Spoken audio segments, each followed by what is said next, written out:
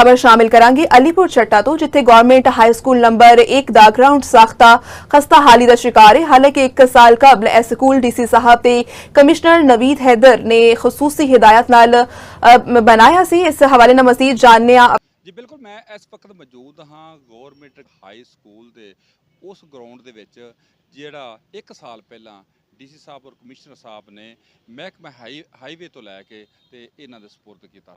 बच्चों एक पुरफजा माहौल दिता जाए और बच्चियां वास्ते ये ग्राउंड इस वास्ते बनाया गया ताकि उन्होंने एक्टिविटी जिदा उन्होंने निखार आए। लेकिन 1 साल गुजर तो बाद भी ना तो ग्राउंड बन सकिया और ना ही वो कोई बालों वास्ते कोई खास ये उन्होंने फायदा मिल सकिया।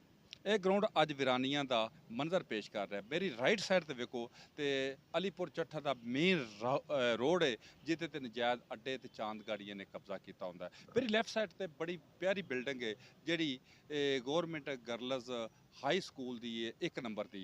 ये तकरीबन 2000 के राउंड बाउंड बच्चियां पढ़दियां ने ते कमरे भी उस हिसाब के कुशादा नहीं, बच्चियां की तादाद ज़्यादा है। आम लोगों की उम्मीदें सन कि एक ग्राउंड बन जाए और कुछ कमरे बन जाए ताकि बच्चियां जेहड़े ने असन तरीके पुरफजा माहौल के तलीम हासिल कर सकन। ना हो सकिया अज मकामी तंजीमां ने मैडिकल एसोसीएशन के सदर डॉक्टर शाह शरीफ डार साहब इन्हों का विजिट किया और उन्होंने टीम ने विजिट किया तो उन्हें एक बड़ा ही प्यारा ऐलान किया। उन्होंने ज़बानी सुनने वो की आते हैं। बिस्मिल्लाहिर्रहमानिर्रहीम। अज असी government girls high school Alipur Chattha के ग्राउंड मौजूद हाँ। 1 साल पहले जनाब AC रब नवाज चद्दर साहब साढ़े नाल शामिल सन। उन्होंने काफ़ी कोशिशों काबशों के नाल काम किया है लेकिन फिर वीरानी का शिकार है। नजायज़ कब्जा ग्रुप अड्डे ये लोग आबाश किस्म के उन्होंने रस्ता बंद किया है।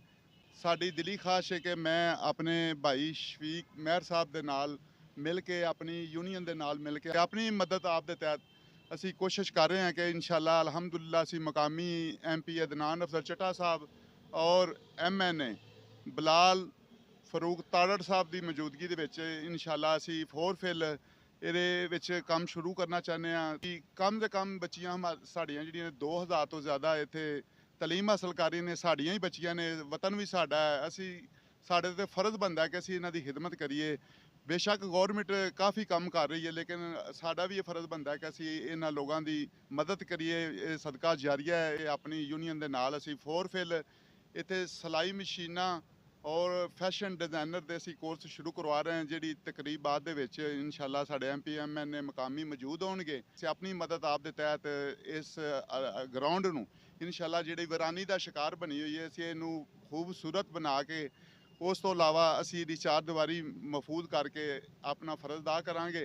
इंशाल्लाह असी हर मुमकिन कोशिश करांगे कि हर बार जिस वक्त भी सानू इहदी जरूरत पवे इंशाल्लाह असी इन्हां वास्ते हाज़र हाँ। ये इन्हों का आखना सी कि अलीपुर चट्ठा के जिस तरह नामसाद हालात भी जो हुकूमत ने किया वो काबिल सतैश है लेकिन साडा भी हक बनता है कि असी भी इत्थे हिस्सा पा के जिहड़े लोग ने जिहड़ी बच्चियां ने जिहड़ियां मिडल क्लास लोग पढ़ते हैं उन्होंने वास्ते असी भी आसानियां पैदा करिए ताकि आने वाले वक्त ये बच्चियां जिहड़े पाकिस्तान का नां रोशन कर सकन। जी।